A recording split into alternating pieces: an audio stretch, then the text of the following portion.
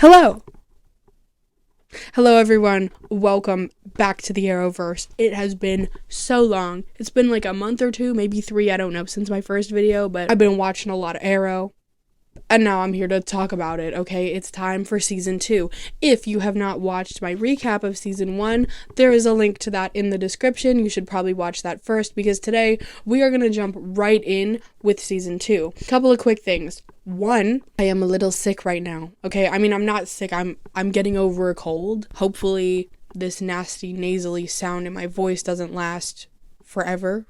Second thing, the visual aid. We upgraded the board, okay? We have a lot more pictures. We have a lot more characters. There's a lot of string on here. I got a roll of double-sided tape, so I was able to tape little thingamabobbers all around the board. And we're just going to add to the chaos and confusion as the season adds to the chaos and confusion, you know, because this show is crazy, and I think that the board should reflect that. I've decided to up the crazy. The board is still split into 3 parts, but the parts have changed a little bit. We still have the big main section here. This is everything that happens in Starling City, and it's in the present, okay? So everything that happens on the main section of the board is in Starling City in the present day.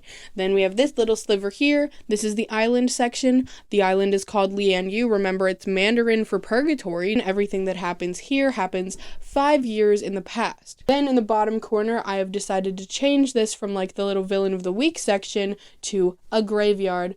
All of my favorite fallen tributes are displayed right here with Mr. Tommy Merlin in the center.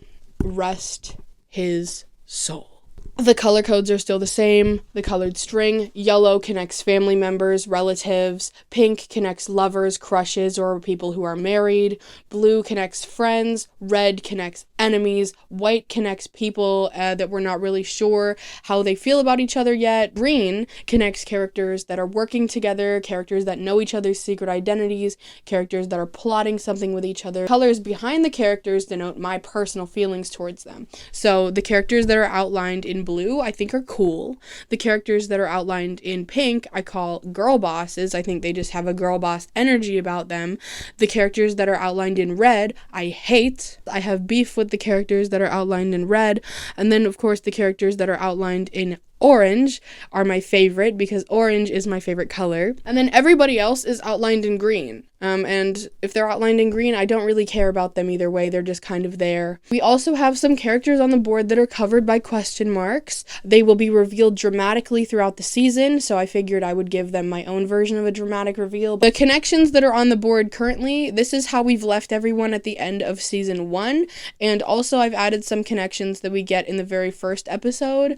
So that's where we're at right now. We have the graveyard down here, so obviously everyone who's in the graveyard is dead, but then there are also some dead characters that are still on the main section of the board, like our friend Robert Queen, Malcolm Merlin, and Hindi Diggle.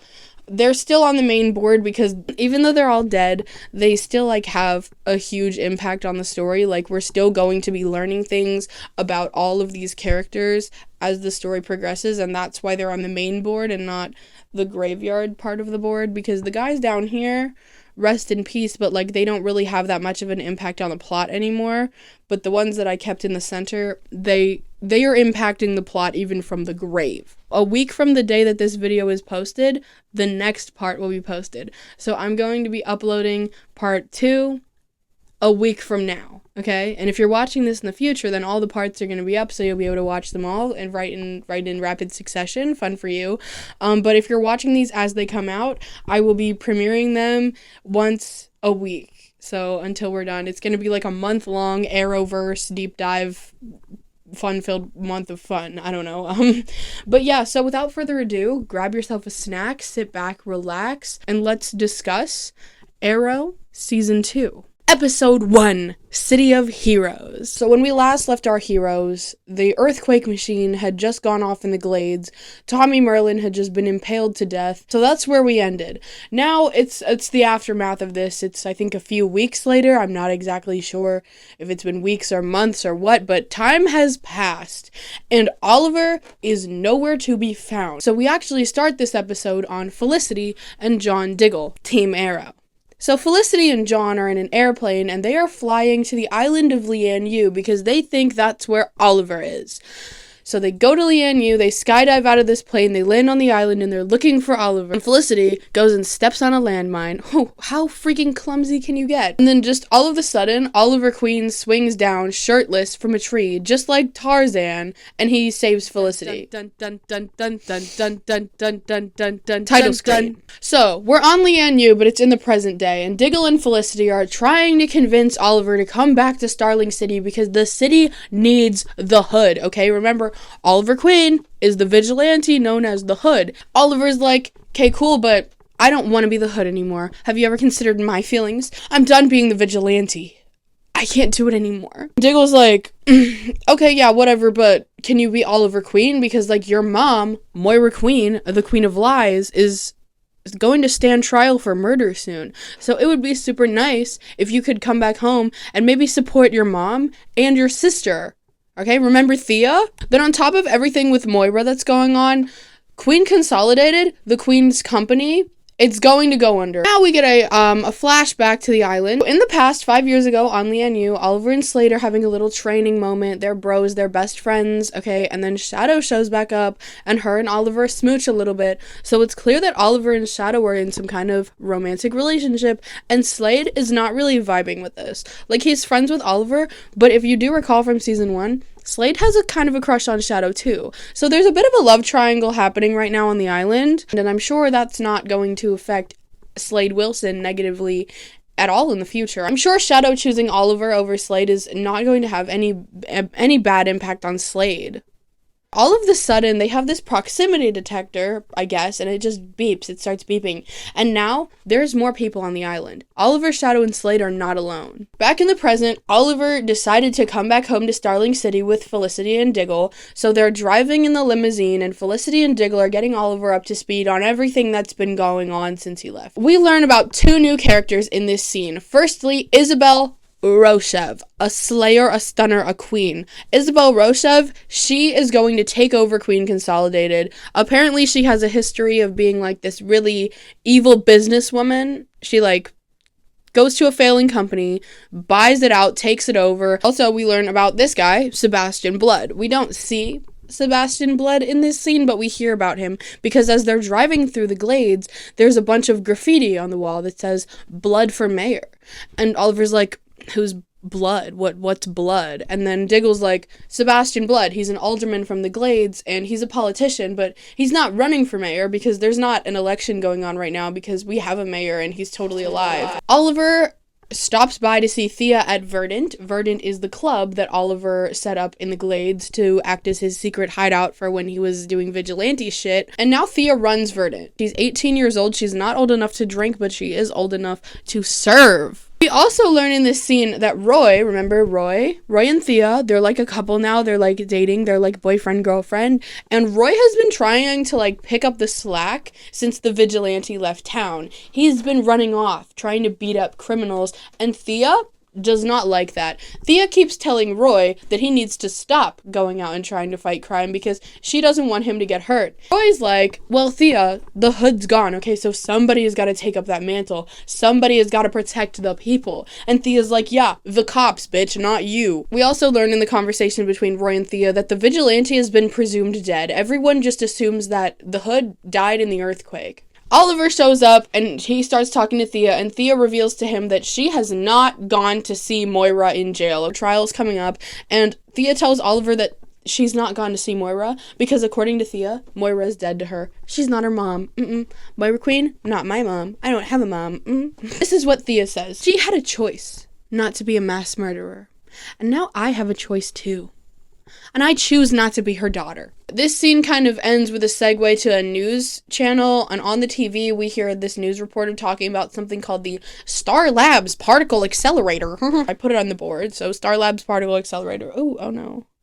It's going to be accelerating particles around Christmas time, and a lot of people are protesting it, and I don't know what it is, and I don't really care. And now we're gonna see what happened to Laurel Lance. Okay, remember Laurel Lance, famously lawyer Laurel Lance, okay, and CNRI. She used to work at CNRI. CNRI was in the Glades. The Glades famously are destroyed, so now Laurel cannot work at CNRI anymore because CNRI is also destroyed, okay? So now Laurel works for the district attorney, or the DA for short, okay? Keep up, keep up. So Laurel is at this function with this guy, Adam Donner, who is an assistant district attorney. Laurel and Adam are at this mayoral function, and the mayor, he gets up and he goes to like give a speech, and in the middle of the speech, these vigilantes show up. They're all these dudes wearing masks and hoods, and they call themselves the Hoods, and the Hoods shoot the mayor dead, okay? Starling City's mayor, rest in pieces, okay? You have failed this city, bitch. So Detective Lance rolls up to this crime scene, but oh, what's this? He's not a detective anymore. He is just an officer. He's just a regular, run-of-the-mill, low-life cop now, okay? He lost his detective shield because he was working with the vigilante. Then Oliver shows up because he heard about the shooting and he wanted to see if Laurel was okay, so he shows up to see Laurel. Oliver and Laurel hug. They bond over their Tommy-related trauma. After this whole thing, Oliver goes up to Diggle and he's like, bro, I don't like being played. And Diggle's like, whatever do you mean? And Oliver's like, I told you, I don't want to be the Hood anymore. You didn't tell me that there were people out there using my vigilante name to do crimes and kill the mayor. Like, that's not what I stand for. I'm done being a vigilante. Like, I am not going after the Hoods. They're not my problem. And Diggle's like, well, maybe you should suit back up. Maybe this city needs the Hood still. And he won't budge. He's like, no. The Hoods. We get a scene with all the Hoods, and they decide that their next target is going to be a member of the Queen family, because the Queen family, they're responsible for the undertaking. Okay, so Moira's in jail, so the Hoods are going to either go after Oliver or Thea. That's the only two choices they have left, so they plan an attack on Oliver Queen. But we have another conversation between Thea and Roy, where Roy's like, hey, Thea, why won't you go see your mom? Okay, like, she's in prison, you should go visit. And Thea's like, Roy, I already told you this. I'm not going to see her. I hate her, okay? She hurt this city, she hurt me, and now my way of hurting her is to not go see her. Oliver Queen goes to Queen Consolidated, and he finally meets Miss Isabel Rochev in person. Isabel explains to Oliver what the deal is here, okay? Oliver Queen has 45% of Queen Consolidated stocks. Isabel Rochev has the other 45% of stocks, okay? Making them equal.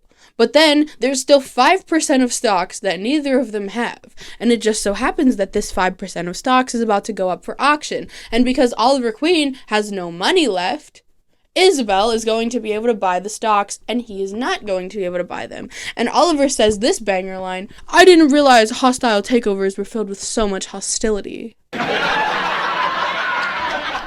The Hoods then bust into Queen Consolidated, and they try to kidnap Oliver Queen, but he does manage to get away because, you know, Oliver Queen is not so easily attacked, he's not so easily killed, but the Hoods don't know that.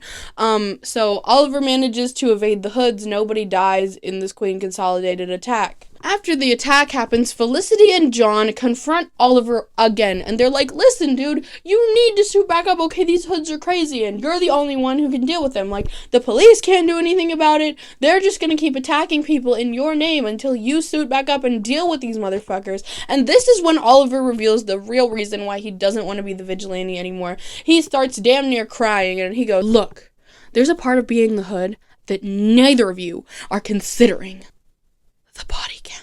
And Felicity's like, since when did you care? Then Oliver doesn't answer, and Diggle fills in the blanks, and he goes, oh, since Tommy. Then Oliver explains that each person he kills from this point forward would dishonor Tommy's memory, because remember, Tommy Merlin knew that Oliver was the Hood before he died, and he did not like that Oliver was murdering people. You know, it's a very reasonable thing to not like about someone. Oliver's like, I can't be the Hood anymore because I need to stop killing people. And Felicity's like, well, can't you be the Hood and then also not kill people? Like, there are other ways to fight crime. And Oliver's like, no, there's literally not. Back on the island, 5 years in the past, Oliver, Shadow, and Slade have gone out to, like, look for these new people that showed up on their proximity detector. And these people are not friendly. They kidnap Shadow. Oliver goes to jail, Iron Heights prison, to see his mother, Moira Queen, and he mentions Isabel Rochev is trying to destroy Queen Consolidated and he needs help. And Moira's like, oh, Isabel Rochev? she's back. And there's some kind of weird beef between Moira and Isabel, and we don't know what it is, but these two bitches don't like each other, okay? And just keep that in your mind palace. And Moira's like, okay, Oliver, if you don't have the money, you can just ask somebody for help, right? Like, we have family. And Oliver's like, Thea's not gonna help me. And Moira's like, not Thea. The Hoods show up to Verdant, the club, and they are looking for Thea Queen, okay? Because they couldn't get Oliver, so maybe they'll be able to get Thea. And Roy tries to play hero and save her, but they end up knocking Roy out and then taking Thea. So Thea has been kidnapped by the Hoods. Oliver shows back up to the club and is like, yo, what the fuck just happened in here? And they explain that Thea's been kidnapped, and then Oliver says, I need to go check on something downstairs. So, as soon as Felicity and Diggle hear that, they're lurking in the corner. As soon as they hear that, they're like, oh shit, this is our moment. So, Team Arrow reunites once again in the basement of the club in the Arrow Cave. So, the Arrow Cave has been upgraded, okay? While Oliver was out swinging around trees on Leanne U, Felicity did some upgrading of the Arrow Cave. Felicity upgraded the whole computer system. She even got, like, a little mannequin to put Oliver's little vigilante outfit on. She pulled out all the stops on this Arrow Cave. Felicity then does a quick little Google search on her newly upgraded Lenovo computers, and she discovers where the Hoods are. So Oliver suits up and goes to save Thea. Back on the island, Slade and Oliver, they go and find Shadow, and Shadow's been kidnapped by some guy. He's not on the board, but like he's some guy, and he just keeps asking, where are the graves? Where are the graves? Tell me where the graves are. And so Slade and Oliver are kind of like in the bushes watching this. When Oliver finds Shadow, he goes absolutely apeshit and he kills the guy. And then they're all like, Oliver, what the fuck was that for? Now we're back with the Hoods. They have Thea tied up to a chair. She's been kidnapped. And they're like, your mother is responsible for the undertaking, and we're gonna kill you. Because she killed 503 people. And then Thea comes to the shocking realization while she's tied up. She's like, my mom didn't do anything wrong. Moira is so innocent.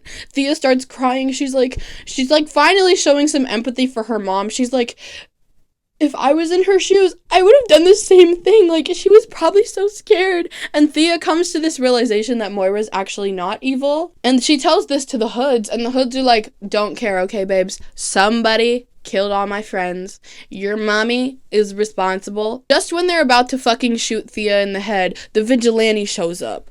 Hood is here. The real Hood is back. He stops the kidnapping, he saves Thea, and you think there's a moment where he might kill one of the Hoods, okay? But Oliver shows restraint and nobody dies. That's freaking crazy. Oliver Queen is officially in his Batman era. It says Batman era, I'm gonna put it on the board.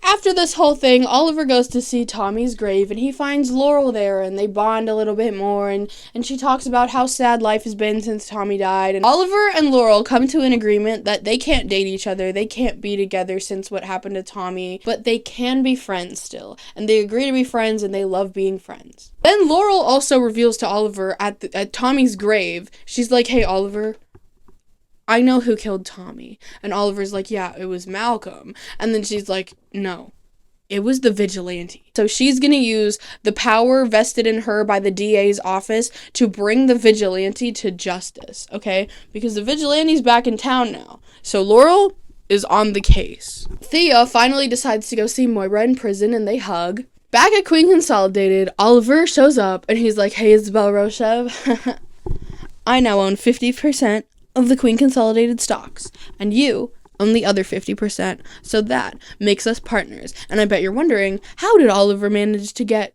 50% of the Queen Consolidated stocks? He asked Walter to buy them for him, and remember Walter Steele, Moira's ex-husband? Famously British. Walter now works at the bank, so Oliver went to see Walter at some point during his couple of busy days, and Walter agreed to buy the stocks for Oliver as an angel investor, so that's cool. Now, Oliver and Isabel Rochev are business partners. They are co-CEOs. Back on the island, the gang discovers that these strange, mysterious men came from a boat that is docked kind of on the edge of the island. There's this huge ass boat. It's called the Amazo, and it's It's near the island. Okay, so shit's about to go down. Back in Starling City, we see Roy walking down the street. He's going to get some Big Belly burger or something for Thea, and he's on the way back to the club, and on the way, he sees, like, some thugs trying to beat up on a girl. And Roy gets in the way, and he's like, hey, how about you pick on someone your own size? And they're like, we could kill you. And they start fighting Roy, and Roy's getting his absolute ass kicked when all of the sudden, out of literally thin air, a woman in black with a huge push-up bra and big double D titties comes out from absolutely... Okay, out of the blackness of night, a woman dressed in black leather, a big blonde wig, and a black mask with her titties all out on display comes out, and she finishes the fight. She karate chops these motherfuckers, and then Roy's like, who are you? And she's like, she stares at him, and then she just runs into the distance, okay? This woman, she is the MVP of the entire Arrowverse. There she is. She is hot, and her titties are always out, and I am always looking at them. Okay, what do you want me to do? What? The final scene of episode 1 is a scene between Oliver, Felicity, and Diggle, and they're in the Arrow Cave, and Oliver's like, Felicity, maybe you're right. I want to be the vigilante, but I also want to honor Tommy's memory, and I can't keep killing people, so we're gonna have a no-killing rule. I'm in my Batman era, and I don't want to be called the Hood anymore. Okay, and Diggle's like, well, then what do you want to be called? And then the camera dramatically zooms in on the tip of a green arrow. Just like with season 1, in season 2, I kept track of a couple of things on my little charts, okay? So I kept track of dramatic speeches, smart remarks, dramatic pauses, and kills again. If you want to see the full charts, the entire thing is there for the whole season. It's linked in the description if you want to see the full spreadsheets. It's a Google Doc. I didn't put it on a spreadsheet. In episode 1, Oliver made 13 dramatic speeches. He made 5 smart remarks and 48 dramatic pauses. He also killed 1 person. Episode 2, Identity. This episode starts with Roy. He's out on the streets. He's playing vigilante, okay? He's playing hero. There is somebody robbing FEMA trucks. So Roy has taken it upon himself to try and stop one of these robberies, okay? The person responsible for robbing the FEMA trucks is none other than Miss China Icon White, okay? China White is out here robbing FEMA trucks. Do we know why? No. The cops show up and they end up arresting Roy, and China White gets away and the FEMA truck never gets delivered to the hospital. Roy is taken to the police station. Oliver and Diggle are chatting, and Oliver mentions Carly. Do y'all remember Carly, Diggle's little girlfriend, who was also Diggle's dead brother's wife? You remember her? How could you forget about Carly? How could you forget about Diggle and his crimes against humanity? Like, why are you trying to hook up with your dead brother's wife? But that's beside the point anyway. So Oliver's like, hey, Yumi and Carly, we should go hang out sometime. Like, we should go out to dinner. Just me and you and Carly. And Diggle's like, Diggle's kind of being a little bit weird about it, but Oliver is not picking up on the weird vibes, and Felicity is just kind of watching this like... Thea gets a call about Roy being in the police station, so she goes to collect Roy. At the police station, Laurel is there, and she is questioning Roy because she thinks Roy might be associated with the vigilante. If he's going to be out trying to, like, fight crime, then he might know who the vigilante is. He claims to not have any association with the vigilante, and then Laurel lets him go, but she warns him that he needs to stay away from the vigilante because the vigilante will kill everyone that he loves. So Laurel then goes to talk to Oliver, and she's like, the Hood needs to be stopped. Okay, this man is a menace. And then Oliver goes to talk to Roy, and he tells Roy to stay away from the Hood. And Roy is like, the Hood has nothing to do with this. In fact, the Hood should have something to do with this, because those FEMA trucks are supposed to be delivering medicine to the hospital in the Glades, but they keep getting fucking robbed. So until the Hood decides to show back up and deal with it, all they have is me. Back on the island, Oliver is dealing with the effects of just murdering some guy in cold blood, and Shadow goes to comfort him. Oliver decides he's gonna pay a visit to the Glades hospital to see just how bad it actually is. And oh, It's bad, okay? The place is disgusting. There are a lot of injured, sick, and dying people, and there's not enough beds for them, so there's people just coughing and dying in the hallways. They don't have medicine because the FEMA trucks never get there. Then when Oliver goes to leave, outside in the front of the building are a bunch of protesters, there's a news camera, and there is Sebastian Blood himself, and he's like, Oliver Queen, well, what'd you come to take a look at your mother's handiwork? And then he's like, you need to stay out of the glades. We're at Queen Consolidated, and Felicity is pissed. She runs into Oliver's office, and she's like, Oliver, what the fuck is wrong with you? How could you do this to me? And she's pissed because Oliver wants her to be his secretary. So making her his secretary is the best way to get Felicity to be close to him at all hours of the day without it looking suspicious. And Felicity's pissed. She's like, listen, I graduated from MIT. I have the craziest credentials, okay? I am way above being your secretary, okay? And Oliver's like, you're right, but like we all have to make sacrifices for the good of Team Arrow. Diggle's like, well, Felicity, it could be worse. I'm the black driver. Oliver then asks Felicity to make reservations for himself, Diggle, and Carly at Table Salt. Remember that fancy restaurant where everybody had an absolute meltdown after they ate there? Yeah, and then Felicity's like, oh, Carly? You, Diggle, and Carly, huh? Yeah, why don't... And then Felicity's like, hey, Oliver, you have the internet. Why don't you use it? And Oliver's, like, not picking up on this social cue. And he just, like, walks away. And then Felicity's like, Dig, when are you gonna tell him? When are you gonna tell Oliver? And Diggle's like, geez, man, Oliver's got enough on his plate. Like, he doesn't need to know about my shit, okay? Oliver, he just got back. Like, I can't throw this on him. And Felicity's like, you better fucking tell Oliver because I'm getting sick of this. On the island, Oliver and Shadow are talking, and Shadow's trying to comfort him about, you know, that guy he just killed, and then they end up making out topless in the water. Oliver suits up as the Hood, and he tries to stop China White's next robbery. So China goes to steal another FEMA truck. Oliver intercepts. He confronts her, but she brought backup, okay? She brought this motherfucking Wolverine-ass dude, okay? He's here, and he is ready to slice and dice. This guy is not called Wolverine. He's called the Bronze Tiger, which is a dumb name. He's got a big claw of knives, and he fights Oliver. Oliver ends up getting shot in the leg by a cop, because the cops show up to interrupt this little robbery. They shoot the vigilante, but Oliver does manage to get away before he gets caught. In the Arrow Cave, Oliver starts yelling. He's getting so mad. He's like, I can't believe the cops would do this to me. Like, last year, we were working together, and this year, they're trying to fucking shoot me. Like, they let China White and Wolverine get away, and they shot me? The fucking audacity, right? And then Felicity's like, well, you know what's real audacious, Oliver? The fact that you've been back for like weeks now, and you'll keep talking about Carly, and you don't even notice how sad Diggle looks every time you bring her up. And then Felicity, finally, she drops the bomb. She's like, Carly and Dig broke up, okay, so stop bringing her up, alright? You're pissing off Diggle, and you're pissing off me. Felicity basically just tells Oliver that he's a self-centered asshole, and then she storms out. She's pissed, and Diggle also follows her out, leaving Oliver alone in the Arrow Cave to brood. Thea goes up to Roy, and she's like, hey Roy, here's an ultimatum. You can either keep going out there and fighting crime, or you can give up fighting crime, and I won't break up with you. She's like, you can either fight crime, or you can love me, but you can't have it both ways. Oliver meets with Sebastian Blood, and he's like, yo, Sebastian, I think we got off on the wrong foot. Would you be okay? Would it be cool if I threw a benefit to support the Glades Hospital? I'll invite all my rich douchebag friends, and they'll all donate, and then you'll have a big fat stack of cash for the Glades, okay? And Sebastian's like, you know what, Oliver?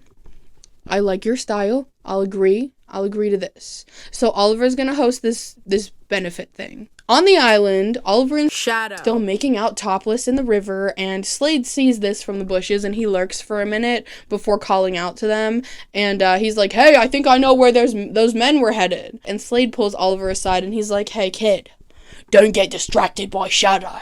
Because, remember, Slade Wilson is still Australian. Back in Starling City, Oliver, dressed as the Hood, shows up at Laurel's apartment, and he's like, Laurel, why do you hate me? And Laurel's like, because That night, I saw you that night in the glades at CNRI. Tommy ran in to save me. You didn't save Tommy, and therefore that means that you killed Tommy. And therefore that means you're a monster, and therefore I will do everything in my power to unmask your ass. And stay away from me, okay? Stay away from me, because if you come looking for me again, you'll regret it. Oliver needs to make a choice. He can either attend his benefit with Sebastian Blood to raise money for the hospital, or he can go after China White because she's about to commit another robbery.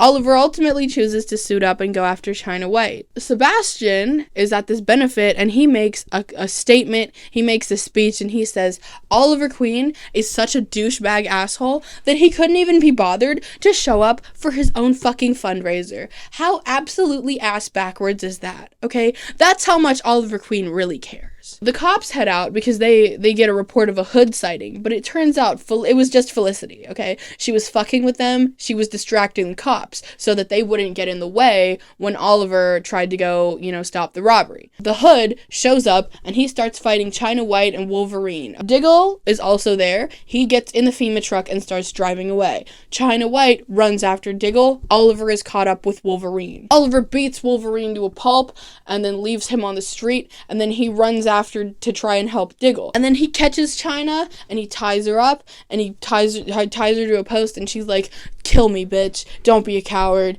And he's like, "I'm not killing people anymore. I'm gonna get you justice in a different way."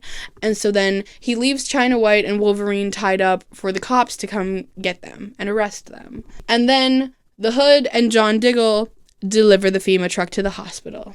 Oliver goes to Queen Consolidated the next morning and he talks to Diggle, who's also there, and he's like, "Hey man, I'm really sorry that I didn't notice how sad you were about Carly." And Dig's like, "Nah, it's okay, man, all is forgiven." And then Felicity shows up and she also kind of forgives Oliver for making her his secretary, so she's like, "Here's a cup of coffee for you." And they're all made up. Team Arrow is all back on the same page. They're all friends again. On the island, Oliver, Slade, and Shadow roll up to this cave. Inside this cave is a bunch of deformed skulls. Like, they're so fucked up. Something weird happened to these dead skeletons, okay? And inside the cave, they find that hosen, the arrowhead thing that Oliver gave to Thea in season 1. If you recall, he said it symbolized reconnecting. He found it in this cave. The vigilante goes to find Roy, and he's like, "Hey, Roy, you need to stop. You need to stop. I want you off the streets. I want you to stop trying to fight crime, okay? So what you can do is you can be my eyes and ears. And whenever you see something, you come find me, and I'll deal with it." And Roy's okay with this. Roy goes to Thea and he says, "Thea, I am done being a hero, okay? I don't need to go out and fight crime anymore. I need you, okay? I need you, Thea. I love you and I'm done. I've given up beating up bad guys." And this episode ends with the Hood going to see Laurel Lance again, even after she told him not to come back for her, okay? Laurel said, "Hey, Hood, stay the fuck away from me." He said, actually no." So the Hood shows up. And Laurel's like, "I told you to leave me alone." And so she calls the SWAT team on his ass. So this episode ends with the Hood surrounded by a full-ass SWAT team. In episode 2, Oliver made 13 dramatic speeches. He had 3 smart remarks and 25 dramatic pauses. He didn't kill anyone. And also, starting from episode 2, I've been keeping track of how many times I laughed while I was watching the show. How many times did I do a little chuckle? How many times did I haha, hee at the show? And I laughed at Oliver 3 times. The person who made me laugh the most this episode was Felicity. She had me chortling. I laughed at her 6 times. Episode 3, Broken Dolls. The vigilante is surrounded by a SWAT team. He is fortunately saved by the masked blonde baddie. She comes in, she's got her bow staff. She also has this sonic device. It's just like she throws this sonic speaker device on the ground and it starts like making a really loud high-pitched noise, and she's able to help save the vigilante and get him out of there. Title screen. At the Arrow Cave, Oliver tells Felicity to try and track the blonde woman using that sonic device. Diggle's like, "Yo, Oliver, why exactly did you go and try to talk to Laurel? What was that about? And Oliver's like, listen, I just want her to know that the vigilante is a good guy. Back on the island, Shadow decides she's gonna hang in the cave for a little while longer and start, like, examining the weird bodies, while Slade and Oliver go to get higher ground and try and get a vantage point on the situation. Lance is a cop, right? So he's driving around doing cop things. He gets a call, and then he's like, okay, responding. But then he gets a call back to that. He's like, actually, disregard that. We don't need you at this crime scene. And he's like, on whose orders? And they're like, Frank Pike. Pike said no. And this intrigues Lance. He's like, what does Pike not want me to know about? So he responds to the call anyway. And when he gets there, it's like this parking garage, and there's a woman, and she is dead.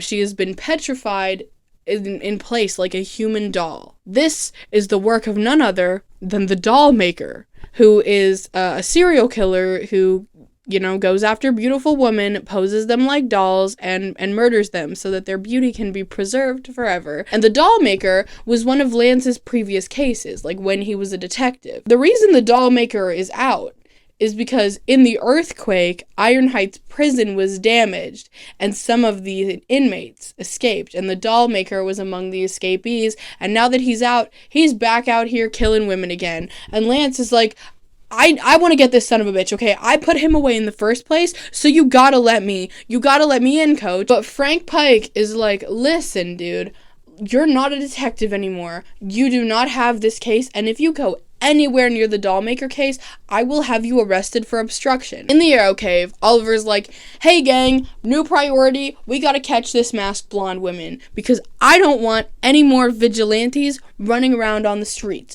because they aren't like me, okay? There can only be one vigilante in this city, and it's me. But Felicity's like, listen, this woman, she's just out here, she's like just attacking men who are attacking women, and she's letting the cops arrest them. Like, she's not killing anybody.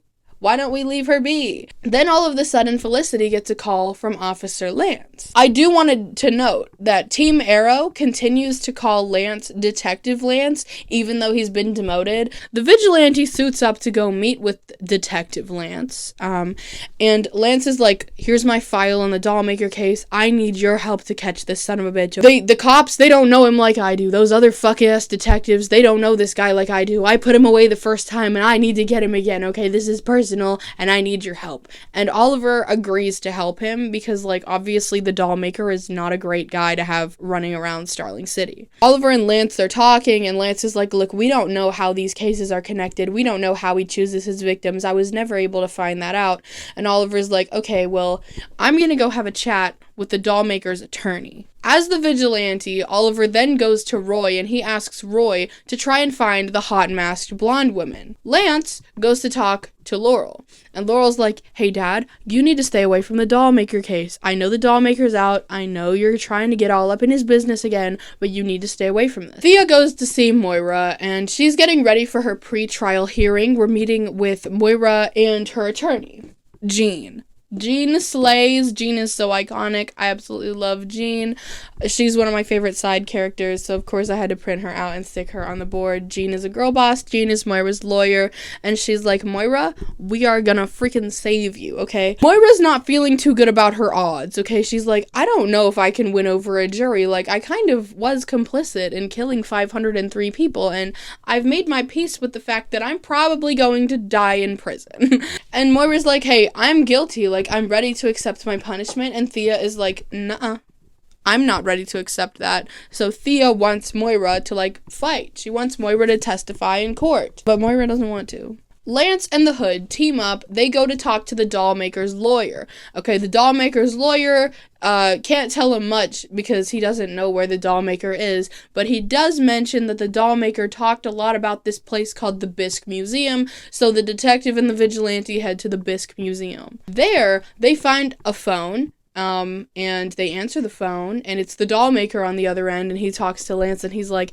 "Hey, detective, remember me? Because I remember you. You're that bitch who locked me up in jail. Guess what, bitch? I kidnapped another woman, and I'm going to kill her while I'm on the phone with you." And so that's exactly what happens. Felicity tries her best to hack the police's systems, but everything on the doll maker case is, you know, she can't get to it. She can't get to the files. So Oliver and Lance have to break in the old-fashioned way, and they discover that the way the doll maker chooses his victims is based on the skin cream they use. They all use the same skin cream.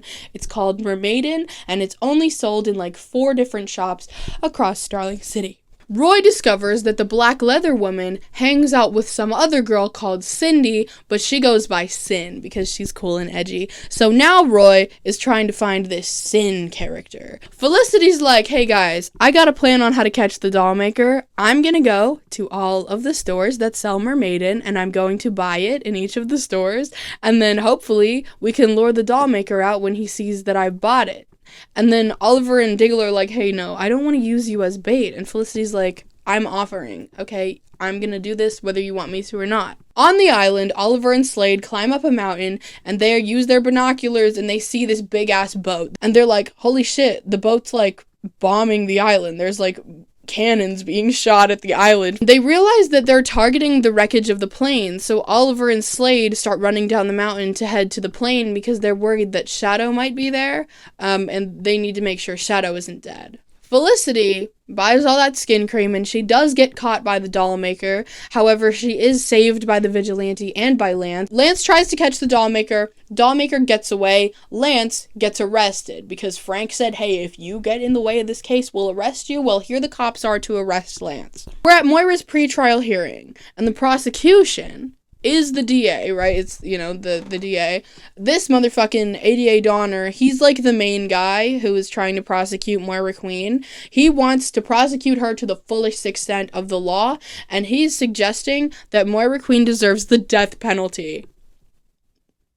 Back on the island, Oliver and Slade are running towards the wreckage of the plane. There are bombs flying at them. Oliver gets knocked out. Slade also gets hit by one of the bombs, and his hand gets caught on fire, and that made me laugh a lot, even though it wasn't supposed to be funny, but it was pretty funny, let's be honest. Laurel is able to convince Frank Pike to drop the charges against her father, so he's not arrested. She tells her father to stay away from the doll maker.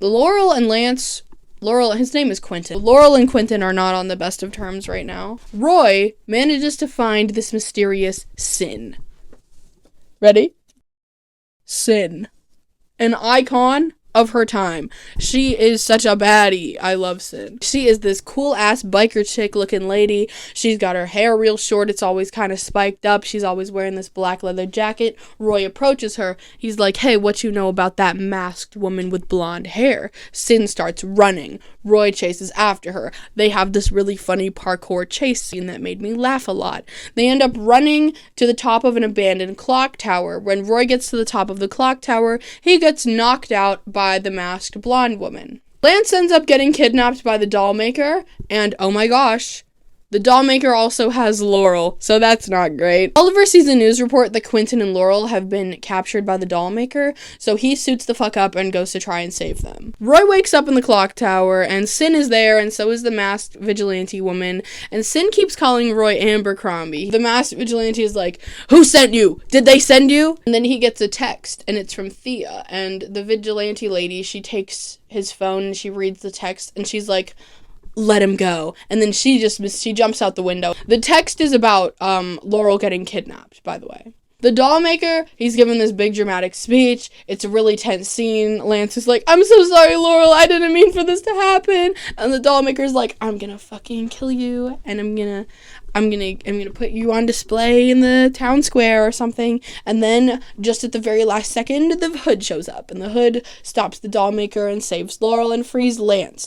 And they're all running after the doll maker. And then Oliver, as the Hood, okay, he has the doll maker in his sights, okay? He's ready to, like, bring him in and arrest him, when all of a sudden, that masked blonde woman shows up, and she fucking kills the doll maker. She's like, "This man deserves death," okay? After this traumatic experience, Laurel is talking to her father, and she's like, It all makes sense now. Like, it wasn't the vigilante who killed Tommy, okay? It was me.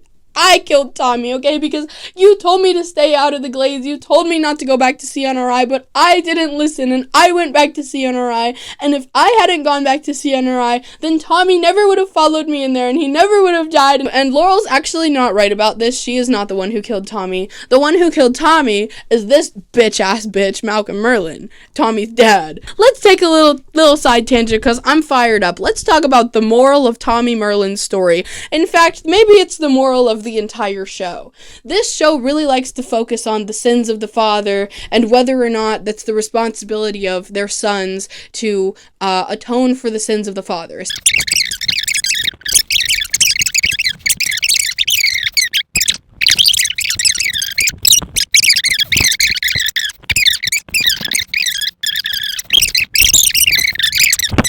We're back with Moira Queen and her girl boss lawyer, Jean, and they're discussing the trial, and Jean is like, Moira, you have to testify, okay? Because if you don't testify, there's a real chance you're gonna get the death penalty, okay, Queen? And we don't want that. And Moira's like, Jean, I cannot fucking testify. He says, don't worry, Moira. The trial will reveal everything. And Moira's like, no, bitch, that's what I'm worried about! The masked blonde woman, she's in the clock tower, and she gets a visit from some dude who looks like this. It's definitely not Malcolm Merlyn, because remember, Malcolm Merlyn, notoriously dead. But some guy cosplaying as Malcolm Merlyn shows up, and he's like, yo lady, Ra's al Ghul is awaiting your return, okay? Ra's al Ghul sent me to get you. She's like, nope, and she kills this guy. The final scene is on the island. Oliver wakes up on the Amazo. He's on the boat. He's been captured. Oliver made 8 dramatic speeches, 7 smart remarks, 17 pauses, and I laughed at him 3 times. The funniest character this episode was definitely Roy. Snarkiest character is a tie between Moira and Quentin. The character with the most dramatic pauses this episode was Quentin Lance, okay? He had 41 dramatic pauses. Look at that. He fills up the whole fucking card. Is this thing on? Is this thing on? Episode 4, Crucible. So, Oliver is having a party, and he's running fashionably late as usual. When he gets there, we have a conversation between Oliver, Felicity, Diggle, and Sebastian Blood, and they're talking about this guy called the Mayor. But he's not the real mayor, because if you remember, the mayor of Starling City, the hood's got him. So there's this new guy in town. He's calling himself the Mayor, but he's the villain of the week. Don't get it twisted. This guy is a psychopath. The mayor is arming dangerous criminals in the glades. We get a scene of the mayor, and this dude just kills somebody. Like, the first thing he does is kill someone. So you know he means absolute business. Back at the party, Felicity approaches Oliver, and she's like, Oliver, I just found out something about that masked woman, okay? She's not following you. She's following Laurel. So Oliver suits up as the Hood, and he finds this masked blonde woman just, like, camping out around Laurel's house. So Oliver ties her up, he gets her cornered, and he's like, who are you? This bitch talks like a fucking fortune cookie. She's like, once you know, your life will never be the same. Oliver rips her mask off, and it's Sarah Lance. Everybody, title screen. In the Arrow Cave, Oliver tells Felicity and Diggle about Sarah. Okay, and there's a lot to unpack here. Okay, first of all, Sarah Lance, sister, Laurel Lance, father, Quentin Lance, mother, Dinah Lance. The Lance family tree has been completed. Second off, Oliver was famously cheating on Laurel with Sarah, and that event is what led to Sarah dying on the Queen's Gambit, okay? If you remember the whole boat fiasco. Felicity and John are like, yo, Sarah's alive? Like, did you know about this? And Oliver's like, I mean, I knew she survived the boat crash because I saw her later on the island, but I thought she died after that. And then Diggle's like, why didn't you tell Lance that Sarah, like, made it to the island with you? And Oliver is clearly traumatized. We have no idea what's happened yet, but, like, Oliver almost starts crying. He doesn't want to talk about what happened with him and Sarah on the island. So Diggle's like, Oliver, the more secrets you keep, the heavier a burden it is going to be for you to carry them. So Oliver's response to that, you see how hard I work out.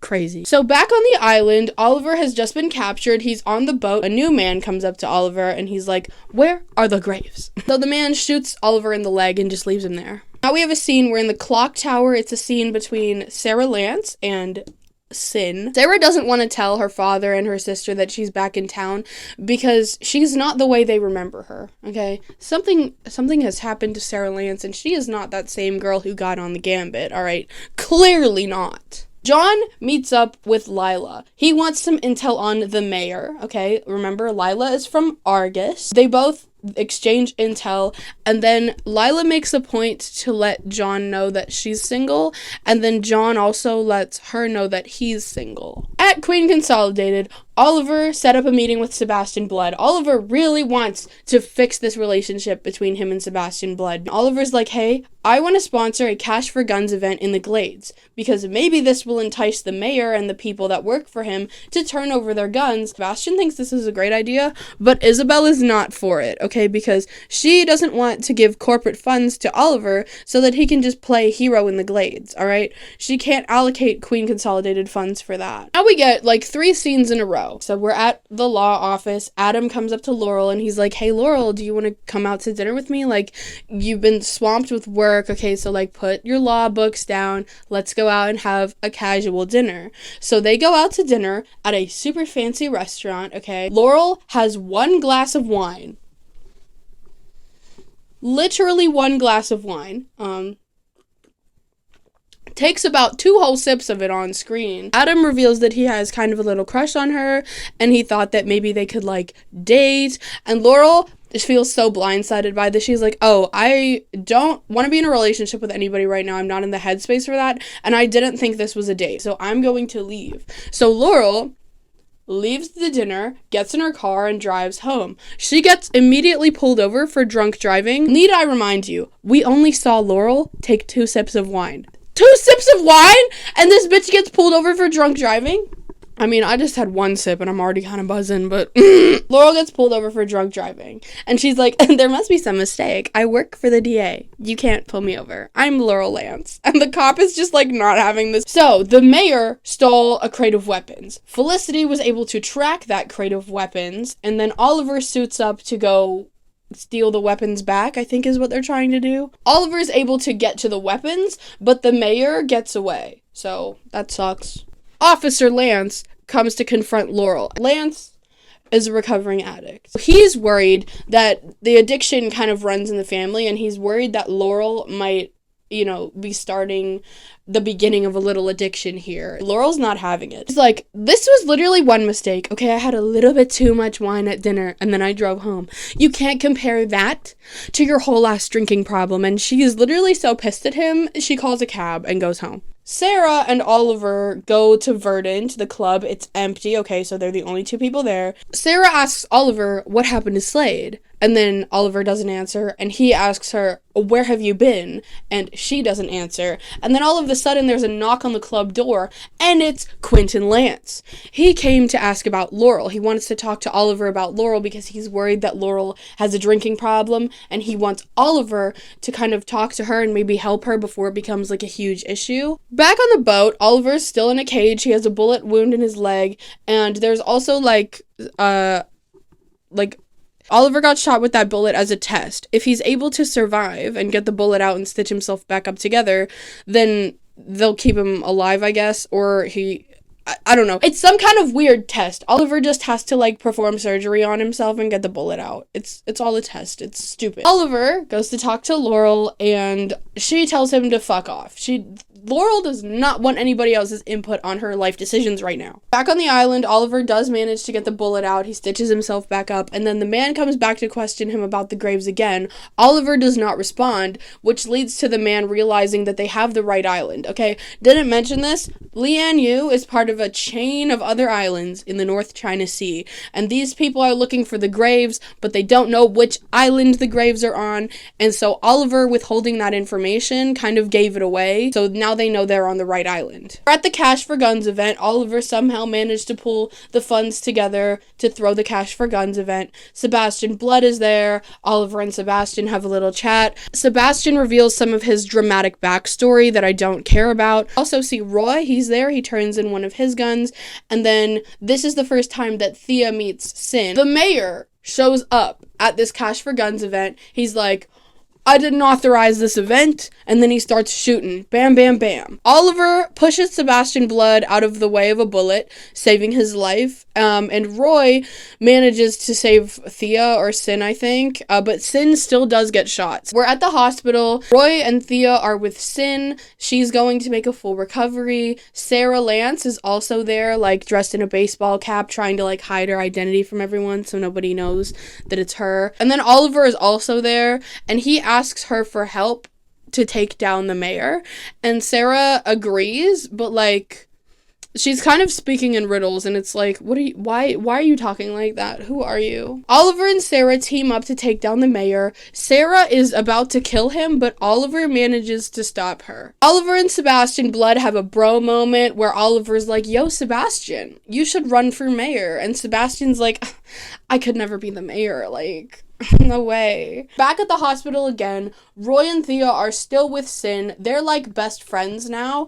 And then Sarah and Oliver are also there. And Oliver talks to Sarah and he's like, you need to tell your family that you're back. Like, they miss you. They need you right now. And Sarah is still like, nope, nobody can know my secret. And that secret being that I'm here and alive. We get a scene where Quentin Lance is at an AA meeting and he's talking about his drinking problem, and he's talking about how he's worried that his daughter might also have an addiction. And then during this scene, we also see flashes of Laurel at her apartment popping pills and drinking wine. So Laurel is definitely an addict, but I do want to say that this whole Laurel being an addict thing came out of left field, okay? There was no drinking or pill popping up to this point. It really went from 0 to 100 in this episode.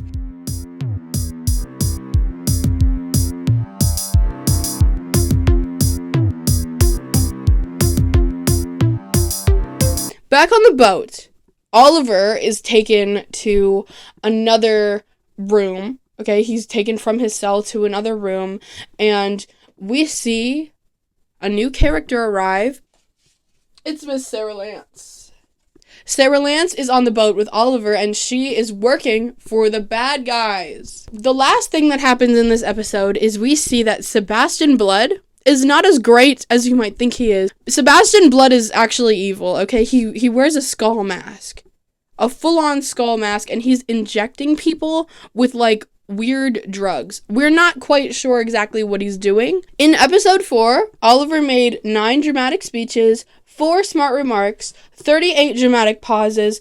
I laughed at him 3 times, and he killed 5 people. I do also want to mention that I found the mayor to be quite a funny guy, and I laughed at him 5 times as well. Episode 5, League of Assassins. I only drank half that glass of wine. I shouldn't have drank that. A League of Assassins.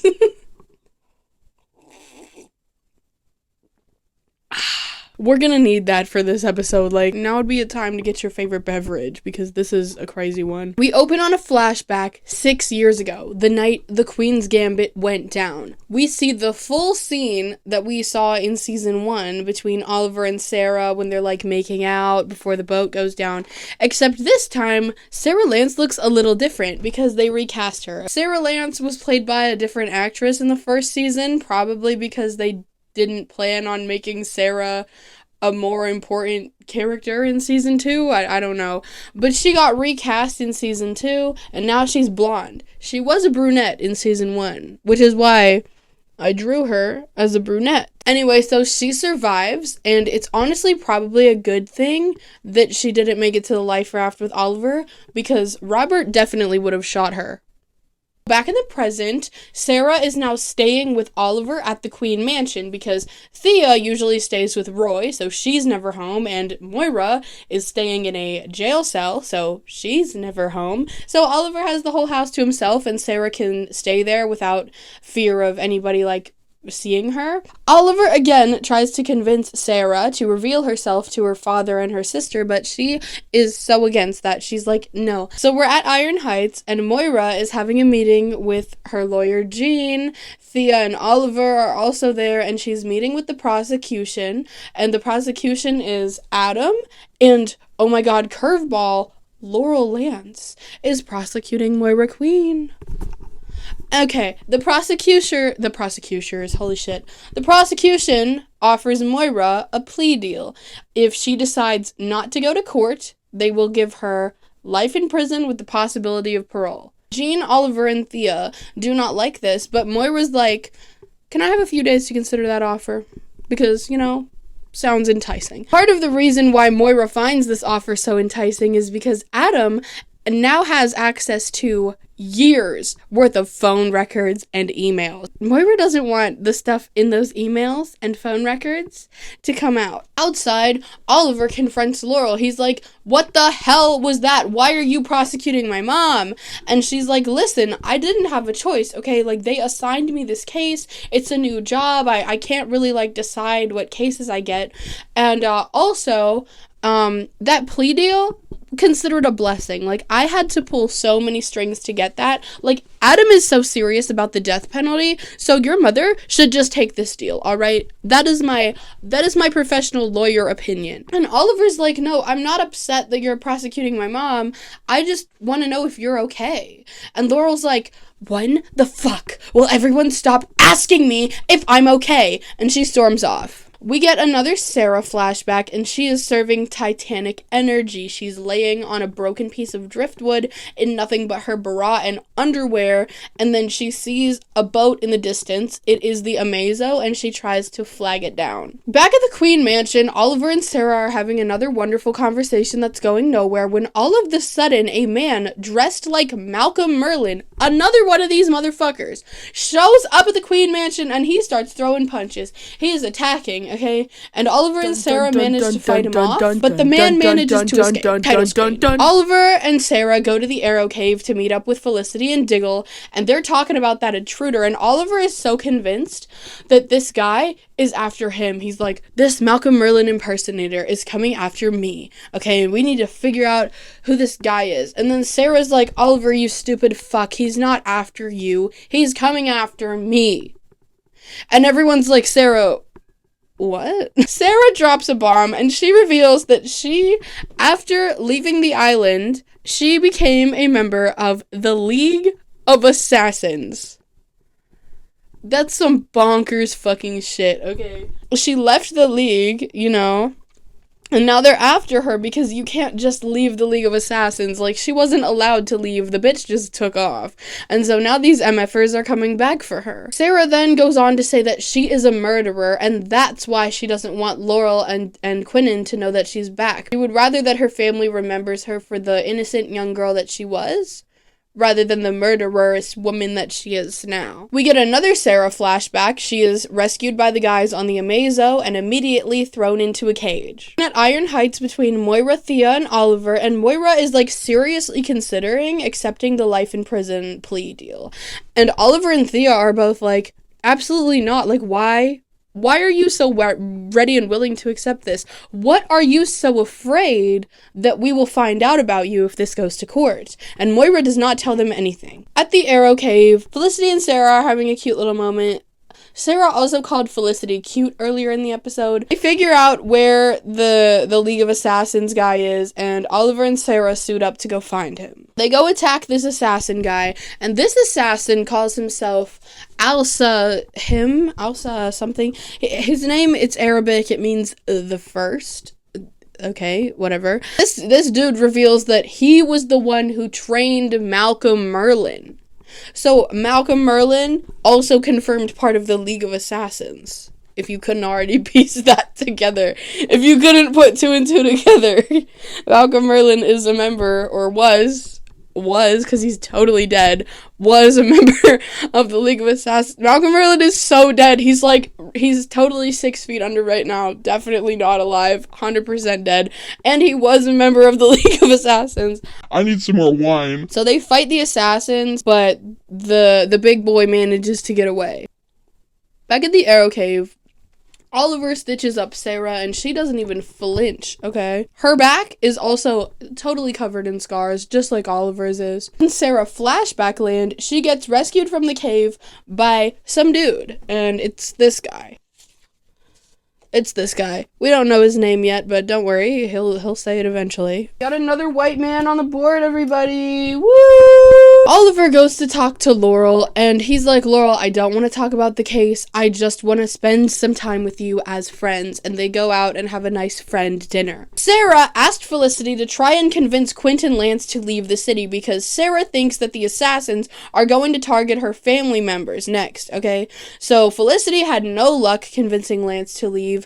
And then Sarah's like, screw it, I'll reveal myself to him and I will tell him to leave. Sarah reveals herself to her father. They go get Chinese takeout and she tells him that he needs to leave the city because she's a member of the League of Assassins and there is a League of Assassins and they're coming after him. So that's kind of a lot to process for dear old Lance. Flashback Sarah learns that her white knight here, his name is Dr. Anthony Ivo, and he is trying to save the human race, and he wants her help. Oliver is walking Laurel back to her apartment after their cute little friend date, and they almost kiss, but Oliver stops them, and Laurel's like, oh no, I get it. I get it. Nobody wants to date me. I am so unlovable. And then Oliver and Laurel notice that her door was left open, so Oliver goes into her apartment, and he finds a League of Assassins knife left in her wall. He takes it before she sees it, and then he just acts like everything's normal, and Oliver leaves. Laurel's like, what a terrible day, and she starts popping some more pills. Back in the Arrow Cave, Oliver realizes that Lance is being targeted by the assassins, so Felicity triangulates his phone location, and Oliver and Sarah go and try and save him, I guess. They take him to the clock tower, and then the assassins show up at the clock tower, and they have to fight the assassins. Lance shoots one of the assassins. Sarah killed the guy that allegedly trained Malcolm Merlin, and then there's a third assassin that was attacking them, and she leaves him alive and tells him to go back to Ra's al Ghul and deliver a message that she's not coming back to the League. Also in this scene, one of the assassins mentions that just because Sarah is the beloved doesn't mean she can get away with breaking League law. So, the beloved? What is that about? She's the what now? Lance then tries to convince Sarah to tell Dinah and Laurel that she's still alive, but Sarah is not going to, and Lance agrees to keep Sarah's identity a secret for the time being. We're at Iron Heights prison once again. Oliver and Thea have banded together. They go to see Moira, and they're like, Mommy?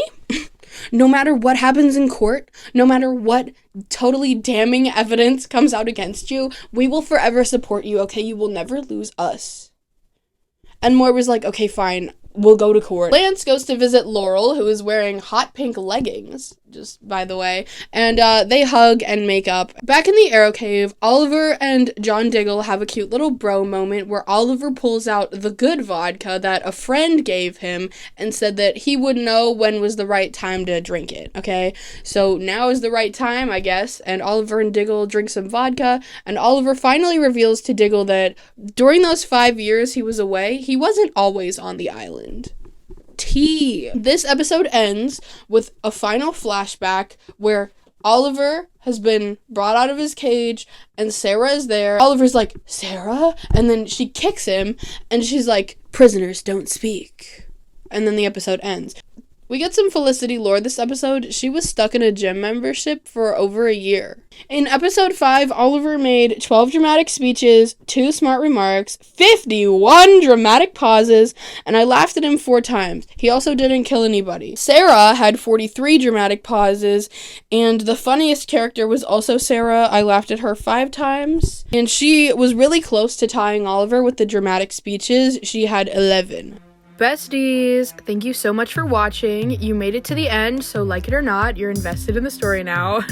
I would love to make one big 5-hour long video, but I do not have enough storage on my phone to process the entire thing at once. Make sure you subscribe so you don't miss out on part 2 when it comes out next week. I know it sounds cliche to say this, but I really didn't expect anyone to watch these videos, especially not all the way through. My channel is still super small, so if you could send this video to your friends or shout me out somewhere on the internet, I would love you forever. Bye!